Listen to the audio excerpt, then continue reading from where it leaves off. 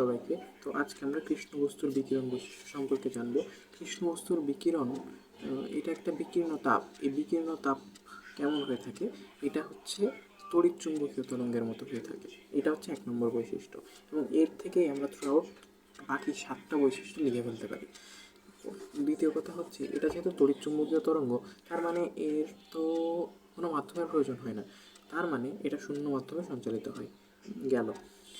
এটা যেহেতু তড়িৎ চুম্বকীয় তরঙ্গ, তার মানে এটা আলোক তরঙ্গের মতো কাজ করে। আলোক তরঙ্গের মতো কাজ করায় এইটা আলোর বেগে সঞ্চালিত হয়। আরেকটা গেল, আলোক তরঙ্গ হওয়ায় এটা প্রতিফলন এবং প্রতিসরণ মেনে চলে।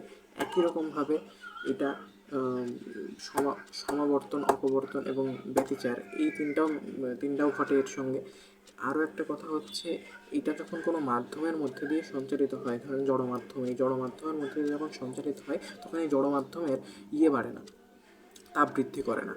লাস্ট হচ্ছে 7 নম্বর হচ্ছে, এটা হচ্ছে ব্যস্তবর্গীয় নিয়ম মেনে চলে। ব্যস্তবর্গীয় নিয়ম মানে হচ্ছে এইটা, রাশি এবং দূরত্বের বর্গ, এই ব্যস্তানুপাতিক বর্গ সম্পর্ক। মানে যদি আপনি 2 গুণ দূরে যান, আপনি তীব্রতা ধরেন 2 গুণ দূরে গেলে তীব্রতা 1/4 গুণ হবে, বা আপনি যদি 3 গুণ দূরে যান তাহলে 1/9 গুণ হবে।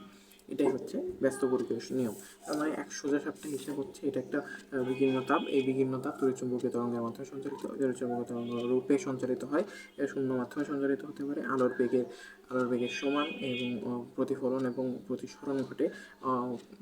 একইভাবে ব্যতিচার, অপবর্তন, সমাবর্তন করতে পারে, এবং মাধ্যমের মধ্যে দিয়ে গেলে মাধ্যমকে উত্তপ্ত করে না, এবং ব্যস্তবর্গীয় নিয়ম মেনে চলে।